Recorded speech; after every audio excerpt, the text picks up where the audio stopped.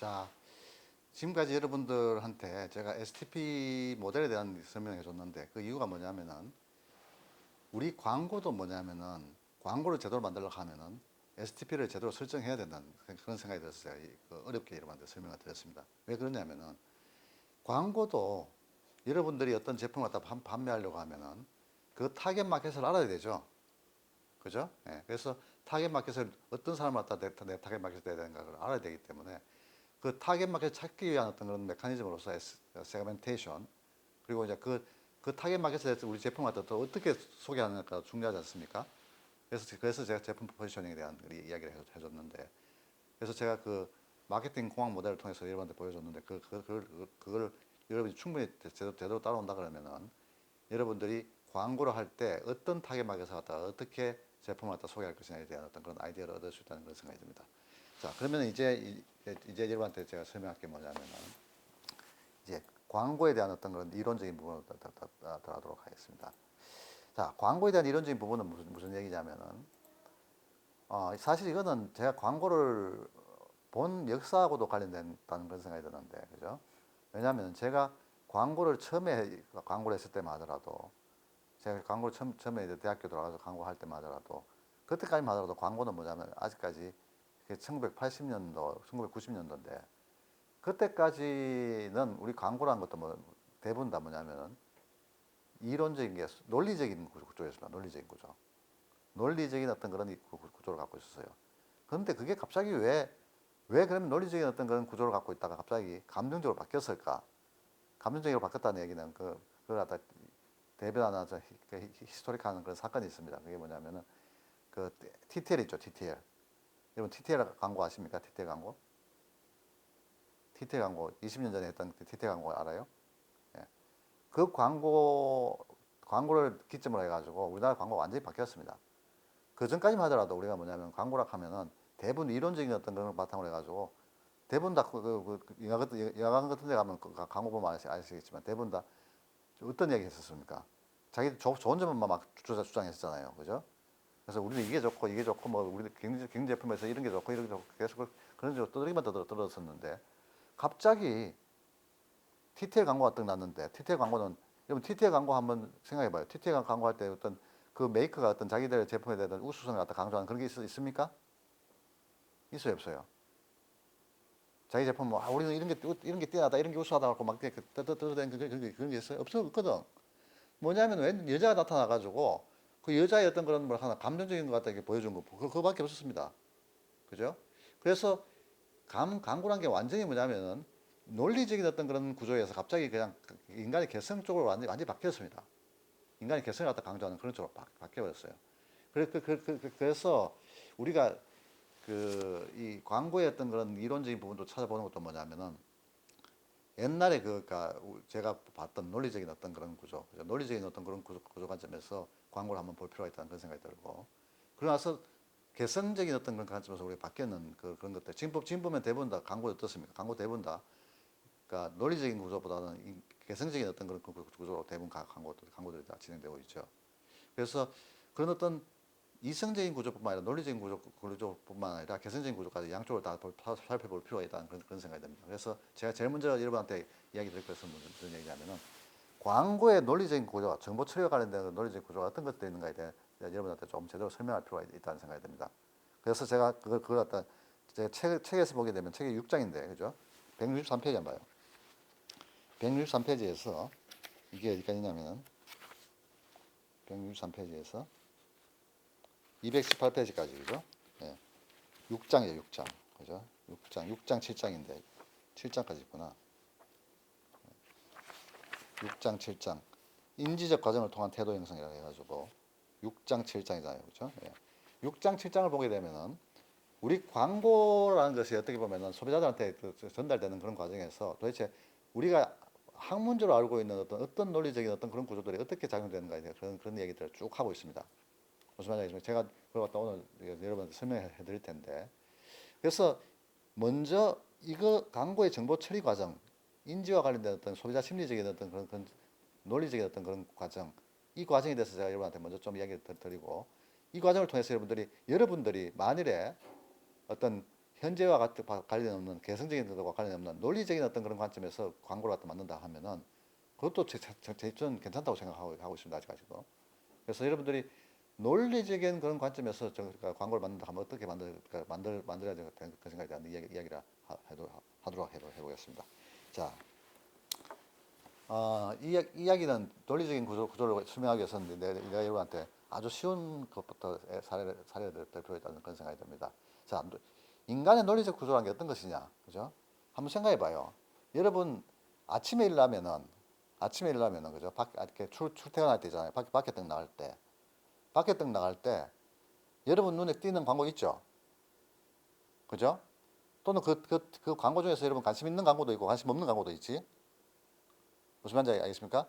그래서 그런 것 같다 한번 생각해 봐요. 제일 먼저 우리가 생각할 수 있는 게 뭐냐면은, 여러분 눈에 띄어야 됩니다. 익스포즈, 노출돼야 돼요, 노출.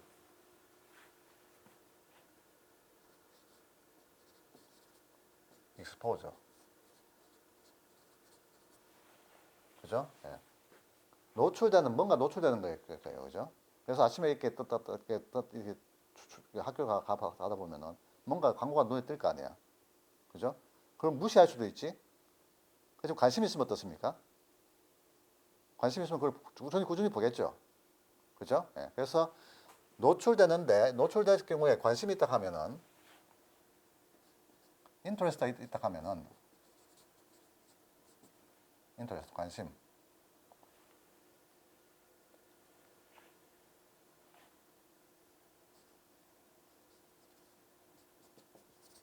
관심 있다 그러면은, 그 광고 꾸준히 보겠지? 무슨 말인지 알겠습니까?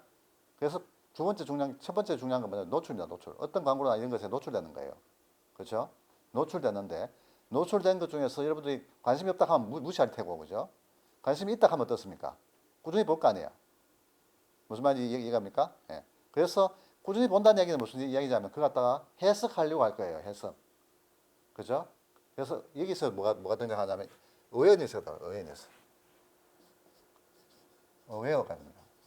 어웨어. 인지. 어웨어가 등장, 어웨어. 어웨어니스. 여러분, 어웨어니스에 대한 건 아마 설문조사에서 많이 봤을 겁니다. 여러분, 아이스크림 하면 인지하고 있는 브랜드는 어떤 브랜드가 있습니까? 이런 말 들어봤죠. 그죠? 또 여러분이 봐도 컴퓨터 하면은 인지되고 있는 브랜드 어떤 브랜드가 있냐? 이런 말 들어봤죠. 그러니까 인지한 브랜드를 갖다 묻는 거거든. 그래서 어떤 브랜드를 갖다 인지하고 있냐, 인지하고 있지 못하냐. 이거 중요합니까? 중요하지 않습니까?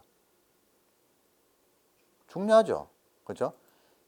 최소한 인지하고 있다는 얘기는 그 무단한 어떤 광고나 이런 걸 통해서 기업이 노력한 결과거든. 근데 인지하지 못하고 있다는 이야기는 노력을 안 한 거잖아. 그렇지 않습니까? 그러니까 인지하는 거 상당히 중요하다는 생각이 드는데, 그래서 의외가 중요하다는 이야기입니다. 자, 그래서 사람들이 또 보고 나서, 저거 삼성 거네? 저거 LG 거네? 라고 이렇게 인지했다고 생각해 봐요. 그 다음에 중요한 건 뭐냐면, 그거 갖다가 뭘 하려고 할 겁니까? 해석합니다, 해석. 인터프리터 하려고 합니다. 인터프리터. 해석. 인터프리터. 저거 무슨 TV다. 저거 아주 고급 TV 같은데, 저거 괜찮은 것 같은데? 이렇게 해석을 하려고 합니다. 그죠? 이해됩니까? 해석. 그걸 인터프리트라고 이야기를 해요. 그죠? 예. 자, 그리고 나서 해석을 하다 보면은 이 사람이 어떻게 하냐면 그걸 갖다 판단하겠죠. 저지먼트 합니다. 판단합니다, 판단. 저지먼트.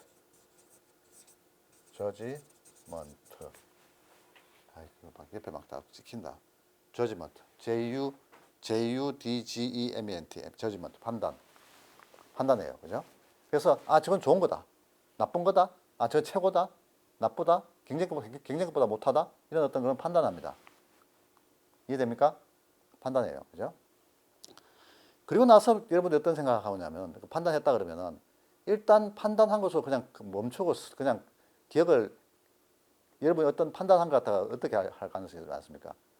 그걸 갖다가 메모리에다 저장할 가능성이 있죠. 기억, 메모리입니다, 메모리.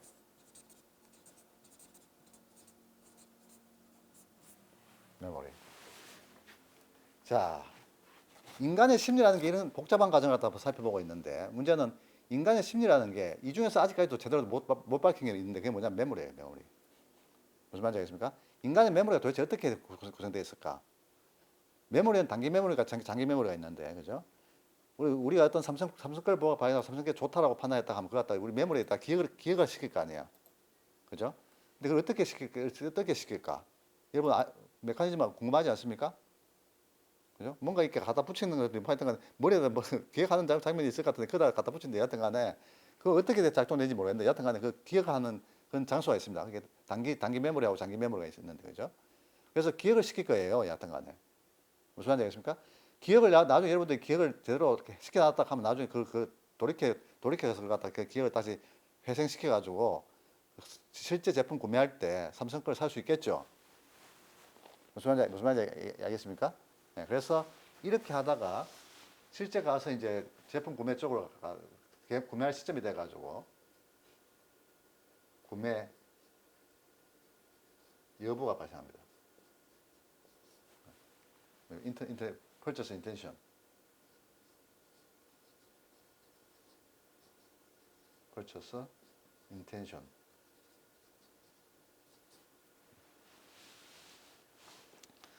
자, 한번 보십시오. 이게 우리 인간이 어떤 광고를 보고 나서 그 광고를 갖다가 실제로 자기 머리에다가 기억을 시킬 때까지 어떤 그런 과정을 갖다 쭉 보여준 겁니다. 먼저 노출되죠? 노출돼